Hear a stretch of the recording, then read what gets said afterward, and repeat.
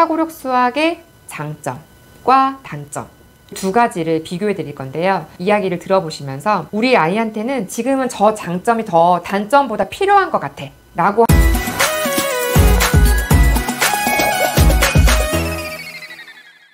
안녕하세요. 123 미인쌤TV의 김민희입니다. 유아나 초등학교 저학년 친구들 사고력 수학학원에 관심이 많죠. 저학년을 지나고 나서 초등학교 3, 4, 5학년 때도 지금이라도 사고력 수학학원에 보내야 될지 고민을 많이 하세요. 그러면 제가 조금 다른 이야기로 한번 사고력 수학학원에 대한 저의 생각을 말씀을 드려볼까 해요. 사고력 수학의 장점과 단점 두 가지를 비교해 드릴 건데요. 이야기를 들어보시면서 우리 아이한테는 지금은 장점이 더 단점보다 필요한 것 같아 라고 하면 선택을 하셔야 돼요. 계속 여지에 남겨두면서 뭔가 미련을 갖고 계시면 안 되고요. 일단 장점이 지금 단점보다 훨씬 더 커 보인다면 그러면 그냥 고 하셔야 돼요. 이거는 뭐 제가 아무리 사고력 학원 보내지 마세요 라고 얘기해도 내 안에 남아있어. 그때 그냥 선택하시는 게 맞아요. 그래서 제가 그런 기준으로 한번 생각을 좀 더 해보실 수 있게끔 이야기를 한번 해보도록 할게요. 사고력 수학학원의 장점 3가지가 있고요. 그 장점에 반대되는 단점 3가지가 있습니다. 먼저 사고력 수학의 장점 첫 번째 뭘까요? 왜 사고력 수학학원을 보내고 싶으세요? 재미있어요. 재미있어요. 우리가 사고력 수학학원 떠올리면 유아 때는 아담리즈, 소마도 재미있는 학원을 생각하진 않죠. 근데 아이들은 싫어하진 않아요. 다만 어떤 과정을 넘어가야 될 때 그럴 때 좀 싫어하긴 하는데 그래도 수업 안에서 내가 적정한 레벨에 잘 들어갔으면 그 수업을 듣고 거기 안에서 있는 활동을 하거나 문제를 푸는 거 좋아하거든요. 재밌어요. CMS 과정도 굉장히 재밌게 진행이 돼요. 이것이 주는 좋은 아웃풋은 뭘까요? 수학에 대한 어머님들이 기대하는 아이가 수학을 재미있어 해서 잘했으면 좋겠어 라고 생각하시죠. 사고력 수학 우리가 선택할 때 내가 그냥 사고력 수학에서 다루는 주제를 잘하고 싶어서 보내세요? 아닐 거예요. 수학을 잘했으면 좋겠어서 사고력 수학을 선택하실 거예요. 맞죠? 그냥 재미만 있으면 뭐예요? 재미만 있고 수학을 못해도 되나요? 오케이? 아니시죠? 솔직히 우리 내면의 나한테 기울여야 돼요. 그래서 사고력 수학학원을 선택을 할 때 수학을 재밌게 아이가 놀이처럼 생각했으면 좋겠어요 라고 가지만 그 이면에는 그래서 수학을 잘했으면 좋겠어요는 연결된다고 생각을 하거든요. 그러면 수학을 재밌으면 잘할까요? 그렇진 않아요. 여기서 단점이 생겨요. 사고력 수학학원이 너무 재미있으니까 아이들이 수학을 잘해야 되는 건 뭐죠?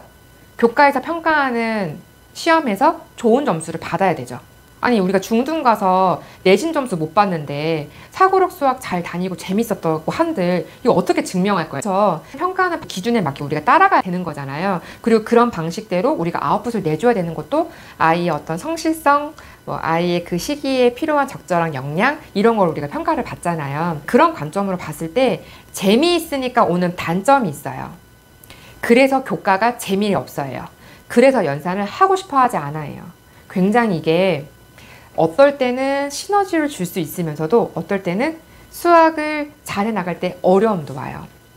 그래서 사고력 수학학원의 장점인 그 재미있다를 점차 학습으로도 그 재미가 넘어오게 해주셔야 돼요.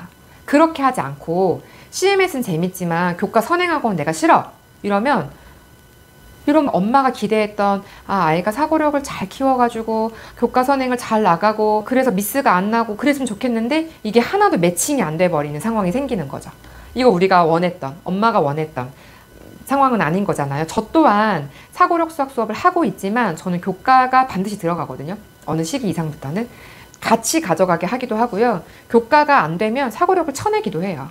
왜 그러냐면 아이들이 평가를 받는 그 기준을 무시할 수는 없어요.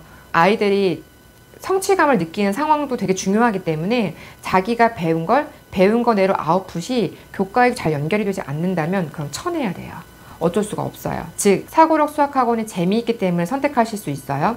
아이가 수학에 대해서 지금 굉장히 수학을 포기하고 싶을 만큼 나는 수학학원은 절대 아무데도 다시는 네버 가고 싶지 않아요. 테스트를 보고 싶지 않아요. 라고 하는 고학년 사고력 수학학원을 한번 경험시켜 주시는 건 좋은 방법이에요. 수학에 대한 생각을 바뀔 수 있는 최후의 수단이에요. 그거 아니고서는 교과 진행하면서 수학에 대한 이미지를 바꾸게 해줄 수 있다? 힘들어요. 쉽지 않아요. 진짜 어렵거든요.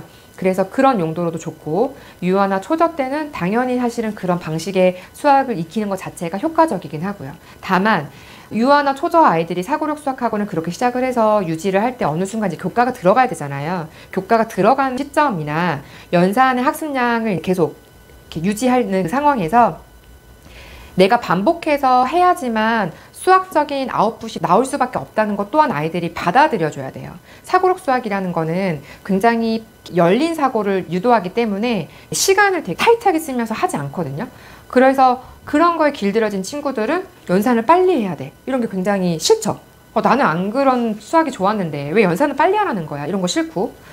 그리고 연산을 잘하려면 반복은 필요해요. 반복을 안 하고선 연산을 잘할 수는 없거든요. 비슷한 유형의 문제를 반복을 해야 돼. 사고력 문제처럼 나는 새로운 걸 자꾸 생각하면서 푸는 게 더 좋아. 반복을 싫어. 이러면 이게 넘어오지가 않는 거예요. 그렇기 때문에 유아나 초저 아이들은 적절하게 반복해야 되고 시간을 조금씩 타이트하게 줘야 연산의 학습량을 밸런스 있게 잘 유지하지 않으면 그러면 수학으로 잘 넘어가지가 않는 거죠.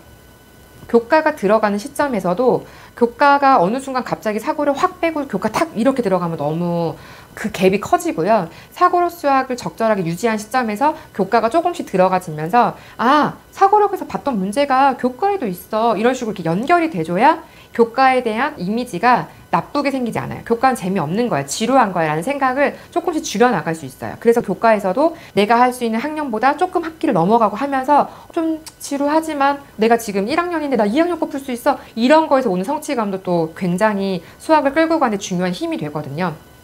이런 요소들을 잘 고민하셔서 진행을 하시는 게 굉장히 중요해요. 오늘은 사고력 수학학원의 장점의 첫 번째로 재미있다 와 단점인 그러므로 교과와 연산을 지루해하고 싫어할 수 있다를 비교해 드렸어요. 지금 우리 아이한테 어떤 부분이 더 지금 필요한지를 잘 생각을 해보시면서 재미를 지금 줘야 되는 시점이면 재미를 주는 쪽을 선택을 하셔야 되고요. 이러다가 이거 싫어할 수도 있을 것 같아.